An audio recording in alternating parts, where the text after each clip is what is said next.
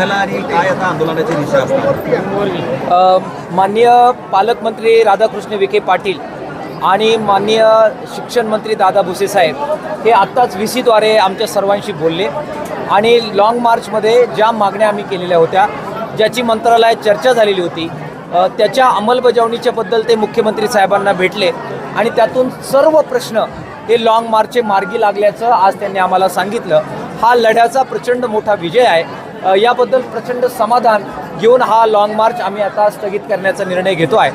विशेषतः ज्या अर्धवेळ परिचारिका आहेत, ज्या चालल्या रस्त्याने आणि ज्यांचा प्रश्न 3 महिने संप करूनही सुटलेला नव्हता, त्यांना ह्या लाँग मार्चमुळे 2000 रुपयाची वाढ ही मंत्रिमंडळाचा निर्णय झालेला आहे आणि त्याच्याबद्दलचे सगळे प्रश्न संपून आता ती वाढ झालेली आहे. हा आमच्यासाठी फार मोठा दिलासा आहे.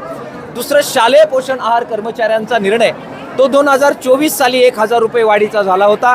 मात्र प्रशासकीय मान्यतेचा आणि फायनान्सच्या बाबतीतचे इश्यू होते. आज मुख्यमंत्री साहेबांनी याबाबत सांगितलं की आपल्या सरकारने तो निर्णय घेतला असल्यामुळे त्याची आपल्याला अंमलबजावणी करायची आहे. त्यातल्या तांत्रिक काही अडचणी आहेत त्या दूर करून 1000 रुपयाची वाढ ही शालेय पोषणसाठी सुद्धा झालेली आहे.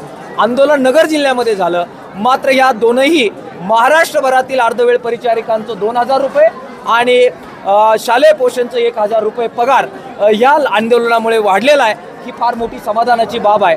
आदिवासी भागामध्ये जंगलची जमीन आणि तळाची जमीन त्याच्याबद्दलचा निर्णय आज मोठा निर्णय झाला आणि त्याची प्रक्रिया लगेच सुरू होईल.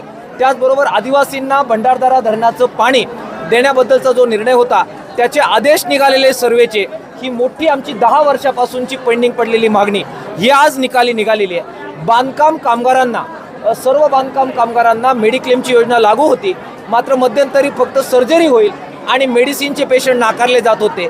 आंदोलनामुळे आता मेडिसिनचे पेशंटसुद्धा घेण्याचा निर्णय झालेला आहे.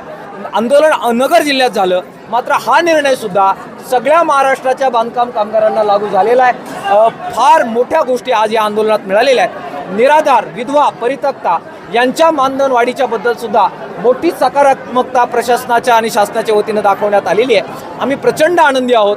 जे सगळे चालले त्यांचं मी अत्यंत आभार मानतोय. पत्रकार मित्रांनी आमचा आवाज महाराष्ट्रभर पोहोचवला, त्यांचा आभार मानतोय. अधिकाऱ्यांचा आभार मानतोय.